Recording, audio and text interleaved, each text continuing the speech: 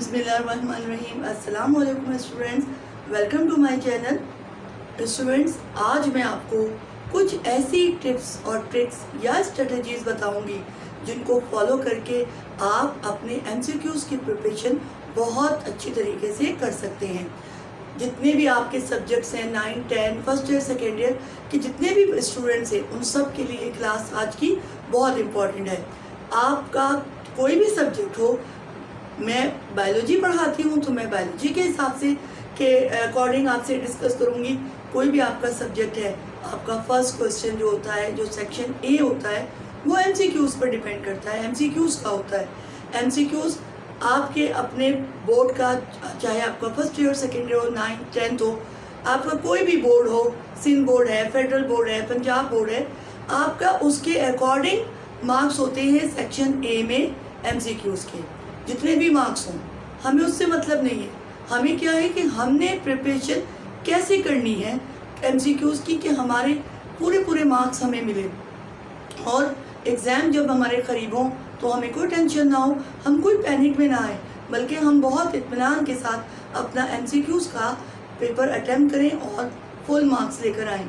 तो इसके लिए आपको मेरी वीडियो को एंड तक देखना होगा। तो चलते हैं अपने उन 5 बेस्ट स्ट्रेटजीज़ की तरफ जिनको फॉलो करके आप अपने एमसीक्यूज़ की प्रिपरेशन बहुत अच्छे तरीके से कर सकते हैं। चले, strategy 5 best strategies.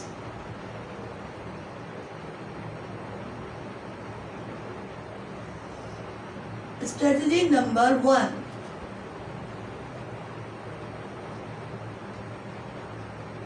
Conceptual knowledge.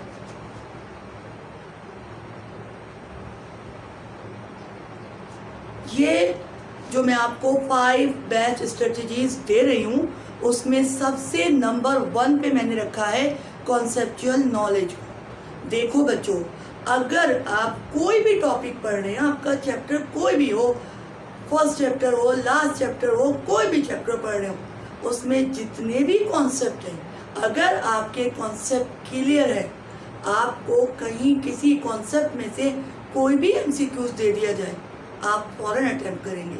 तो क्लास में जब भी टीचर आपको पढ़ा रही हो, या आप ऑनलाइन स्टडी कर रहे हैं, या आप मेरी कोई क्लास ले रहे हैं, तो कॉन्सेप्ट को अच्छी तरह क्लियर करें।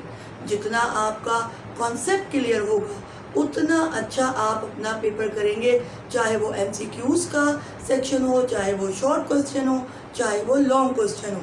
इससे इसका फ़ायदा ये होता है कि आपका कॉन्सेप्ट क्लियर होता है ना, तो जब वो क्लियर हो जाता है तो वो दिमाग में बैठ जाता है। उसको आप एक बार बार रट्टा लगाने की ज़रूरत नहीं होती। आप एक मरतबा रिवाइज करेंगे तो आपके जहन में होता है, आप उसको अपने अल्फाज में लिख सकते हैं। तो जो पहली स्ट्रेटेजी है, फर्स्ट जो नंबर 1 स्ट्रेटेजी है मैंने उसको नंबर 1 पे रखा है, वो है कॉन्सेप्चुअल नॉलेज।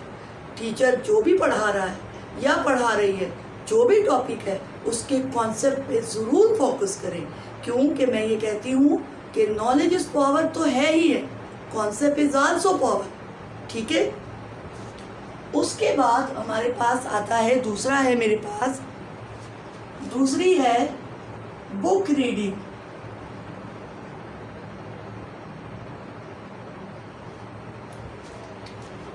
आपके बोर्ड के एग्ज़ाम्स के प्रिपरेशन के लिए, एमसीक्यूज़ की प्रिपरेशन के लिए जो आपके पास बेस्ट सोर्स है वो आपकी बुक है, आपकी टेक्स्ट बुक है, या आपने कोई रेफरेंस बुक ली हुई है, तो वो आपकी, उससे मैं रिकमेंड करूँगी आपकी टेक्स्ट बुक को।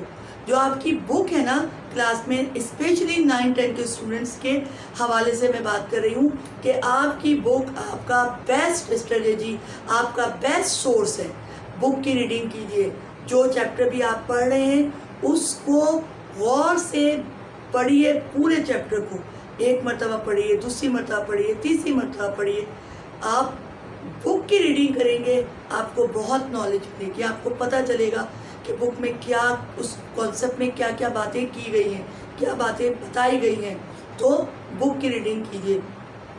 जो लाइन आपको ऐसी लग रही है कि ये बहुत इम्पॉर्टेंट है, ये MCQs इसका बन सकता है या इसका ब्लैंक्स बन सकती है। मैं आपसे ये नहीं कह रही कि आप ऑप्शन बनाएं और MCQs बनाएं, मैं आपसे ये कह रही हूँ उसको अंडरलाइन कर दीजिए, आप उसको हाईलाइट कर दीजिए। इस तरह आप पूरे चैप्टर की, पूरे जितने भी आपके चैप्टर है बुक में, उनकी बुक रीडिंग कीजिए।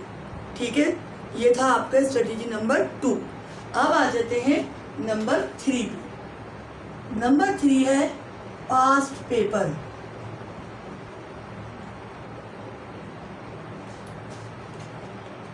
जो आप एग्जाम हो चुके हैं उनके जो पास्ट पेपर्स होते हैं, जैसे 5 ईयर्स है, 10 ईयर्स है, वो आप लेके रखिए।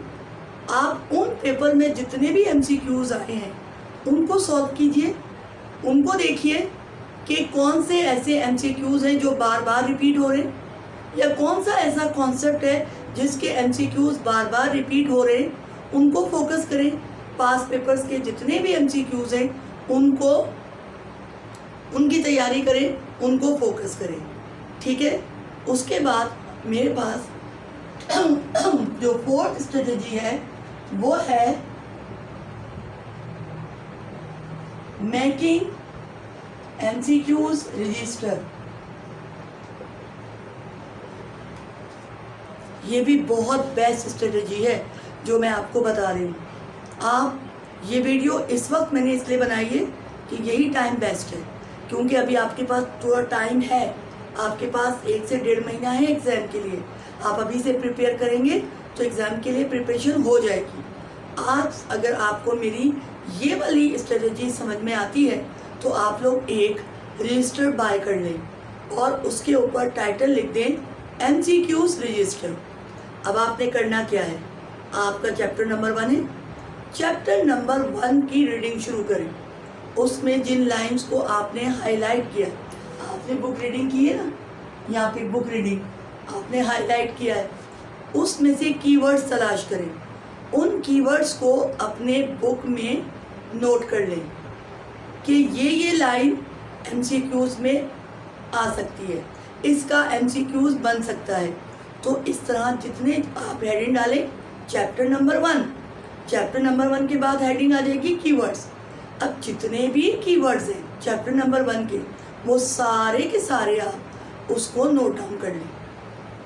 इसी तरह नेक्स्ट डे चैप्टर नंबर 2 के कर लें, फिर चैप्टर नंबर 3 के कर लें। इस तरीके से आप सारे जितने आपके चैप्टर्स हैं, 9 चैप्टर्स हैं, 10 चैप्टर्स हैं, उनके कीवर्ड्स हर चैप्टर वाइज इस रजिस्टर में नोट कर लें।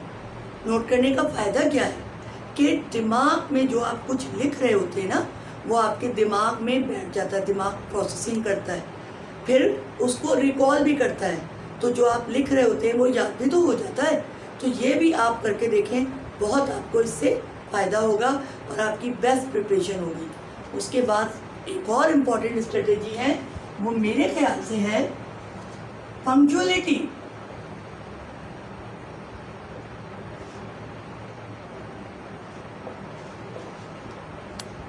पंक्चुअलिटी बहुत ज़रूरी। आपने अपना टाइम सेट कर लेना है कि इतने बजे मैं MC गला मेरा ख़राब है, आवाज़ ख़राब हो रही, कि इतने बजे मैं बैठूंगा या बैठूंगी और मैं अपना ये MCQs की प्रिपरेशन के लिए मैंने इतना टाइम जो है असाइन कर दिया। जगह ऐसी तलाश कीजिए जो बिल्कुल सुकून वाली हो, जहाँ शोर गुल ना हो, बल्कि आप घर वालों को बता दीजिए कि भाई कि मैं इतने बजे इस जगह पर यहाँ बैठूंगा रोज़ या बैठूंगी और मैं अपनी प्रिपरेशन करूँगी। उस टाइम आप कुछ चीज़ों से दूर हट जाइए, टीवी से दूर हट जाइए, मोबाइल से दूर हट जाइए और अपना काम कीजिए। अब जैसे आपने क्या, आपने चैप्टर नंबर 1 के कीवर्ड्स सारे निकाल लिए, आज आपने मैंने बना दिए। नेक्स्ट डे में आई, नेक्स्ट डे मैंने चैप्टर नंबर 2 के कीवर्ड्स बनाए, तो मैं चैप्टर नंबर 1 के कीवर्ड्स को रिवाइज करूँगी, एक झलक डाल दूँगी। ये काम मैंने सोने से पहले रोज़ाना करना है, डेली करना है। ठीक है, तो इस तरह आप डेली पंक्चुअल रहेंगे।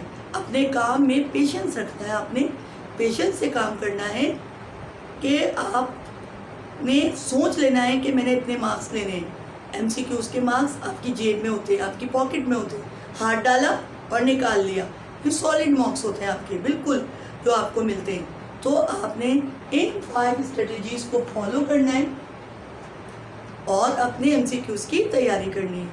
अब आ जाते हैं हम सोल्यूशन पे। पेपर तैयारी कर ली हमने, हमारी प्रिपरेशन हो गई, हमने इन सारी स्ट्रेटजीज को फॉलो किया। अब आ गया एग्जाम, पेपर हाथ में है, कैसे सॉल्व करना है ये देखते हैं।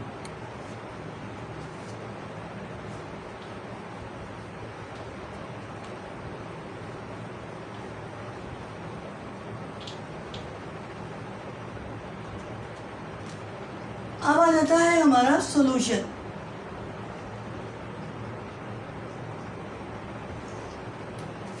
ठीक है, पेपर नंबर 1 जो आपने काम करना है, जब पेपर आपके हाथ में आए तो पेपर पर जो इंस्ट्रक्शन लिखी हुई होती हैं, जो इंस्ट्रक्शन है, जो हिदायत है, उनको गौर से पढ़ना है। आपने ये नहीं देखना कि भाई हमें तो पता है कि ये लिखा हुआ होगा, ऐसा नहीं है, कुछ नया भी हो सकता है, तो उसको आपने गौर से पढ़ना है। टाइम का बहुत ख्याल रखना है, बल्कि आपने टाइम को डिवाइड कर लेना है। आपके पास 15 मिनट हैं MCQs के लिए, 15 मिनट में से आपने 5 मिनट लगाने हैं। देखिए, सबसे पहले आपने क्या करना है, वो MCQs अटैम्प्ट करने हैं जो आपको कंफर्म आते हैं, जिनका आंसर आपको पता है कि यही इसका आंसर है। सबसे पहले आपने वो अटैम्प्ट करने हैं। हो सकता है पहला आपको ना आता हो, दूसरा भी ना आता हो, तीसरा भी ना आता हो, चौथा भी ना आता हो, आपका तो मोरल डाउन। आपने कहा भाई ये कैसा पेपर है, मुझे तो MCQs आ ही नहीं रहे, ऐसा अक्सर हो जाता है। तो बिल्कुल पैनिक में नहीं आना है, आपने पूरा पेपर रीड करना है। जो जो आपको MCQs आपको कंफर्म है वो आपने सारे फिल कर लेने, जितने भी हैं।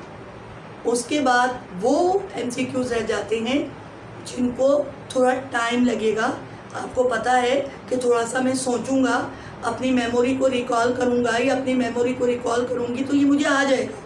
तो आपने 10 मिनट उसको लगाने, 5 से 7 मिनट आपने उसको लगाने, उन क्वेश्चन को जो कि आपको सोच के करने हैं। ठीक है, और आपको पता है कि ये मैं कर लूँगा। उसके बाद जो लास्ट के क्वेश्चन कुछ ऐसे होते हैं जो आप गैस करते हैं, जो आपका इंटेलिजेंट गैस होता है कि भाई यही इसका बेस्ट आंसर होगा, तो आखिर में आप उन क्वेश्चन को रखिएगा। ठीक है, अच्छा, अब उसकी भी कुछ स्ट्रेटजीज होती हैं जो मैं आपको बाद में डिस्कस करूंगी कि वो कैसे, जिसको आम जबान में हम कहते हैं तुक्का लगाना। वो तुक्का लगाने वाले जो MCQs होते हैं उनको लास्ट में रखिएगा। ठीक है, तो इस तरह आप अगर प्रिपरेशन करेंगे, जो मैंने आपको 5 बेस्ट स्ट्रेटजीज बताई हैं, तो तुक्का लगाने का तो मौका ही नहीं आएगा, आप अच्छी तरीके से कर लेंगे। तो आई होप कि आपको ये वीडियो पसंद आई होगी। तो मिलते हैं नेक्स्ट वीडियो के साथ। पाकिस्तान जिंदाबाद।